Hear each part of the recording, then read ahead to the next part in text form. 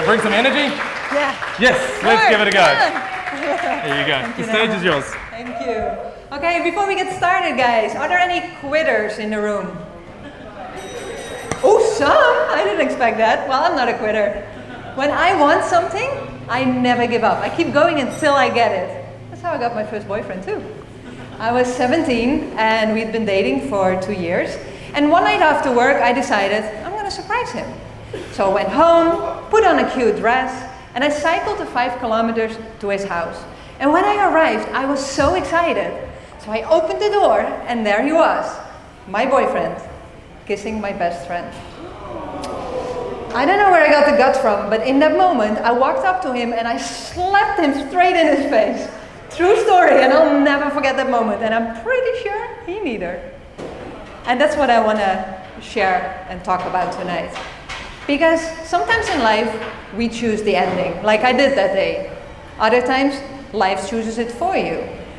And we all experience 2 different types of transitions in our life. Chosen ones and unchosen ones. Chosen transitions are the ones that we brag about. We quit the job, we move to Bali, we start a business. Unchosen transitions are the ones we didn't really put on our vision board. The breakup, the job that ended too soon, the person that we lost. But the funny thing is, whether it's chosen or unchosen, both transitions feel the same on the inside. There's uncertainty, there's fear, there's doubt, there's hope.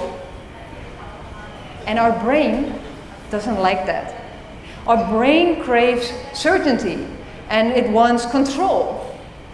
So, what do we do? What do we do? Help me out. Now, what do we do? We're trying to take back that control.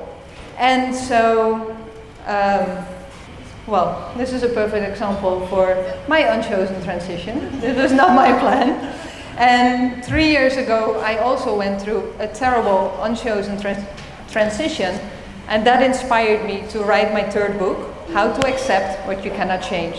And this is something what I wanted to share with you guys. And this is something that is also hard to accept, so I'm going to read my own book again. But How to Accept What You Cannot Change. And in my book, I explain the accept model. And those are the 6-step framework to deal with the messy middle. And that's what I wanted to talk about tonight. And so the messy middle is that moment that you probably heard this expression, when one door closes, another door opens, right? Well, I don't buy that, because when one door closes, you end up in the hallway, and you end up in between the doors, and that is the messy middle. And it's so hard in that place. We don't know what we're gonna do, so we put all our energy in this messy middle and in this hallway to try to get out of it. But what if this hallway has a purpose? What if the struggle, the not knowing, is helping us to become who we are next? Did you know, for example, that a butterfly, when it's about to come out of its cocoon, it squeezes its body through a tiny hole. And it looks painful. It struggles, it pushes, it takes forever. And so, all that hard work has a purpose, because this is sending liquid to its wings so it can fly. But if you cut open the cocoon because you want to help, the butterfly will come out easy, but it will never be able to fly. That struggle is the transformation. So how do we deal as humans with that transformation? Because we don't have to squeeze our body throughout that hole. And that is what I wrote about in the book. And tonight I want to share the 2 steps. Please give me another minute. The 2 steps of the accept model. So take a moment now to think about something that feels uncertain in your life. Maybe it's a relationship. Maybe it's your health, your business, your financial situation. Got it? All right, the first step of the accept model is to acknowledge your reality. And this sounds so easy and so simple, but we skip often this step because it's uncomfortable.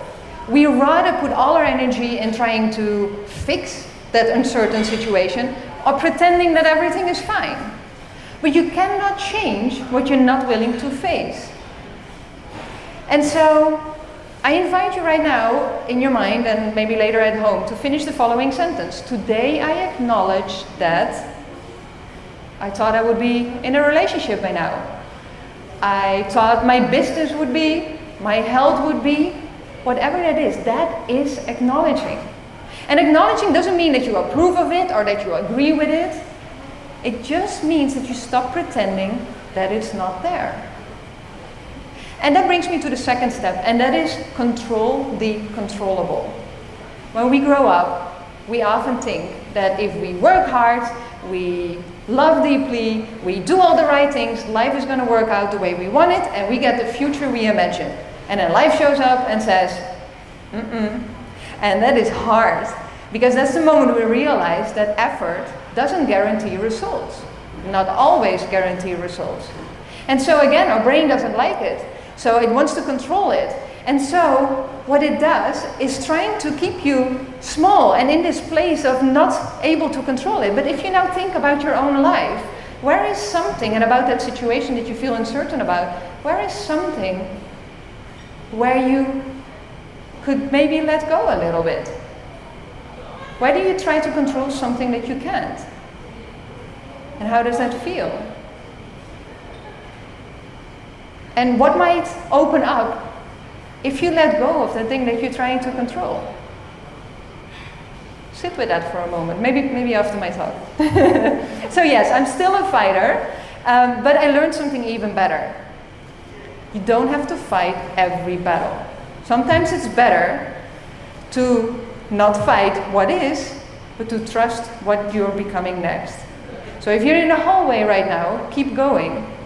Because the messy middle isn't here to break you, it's here to build you. Thank you. Thank you so much.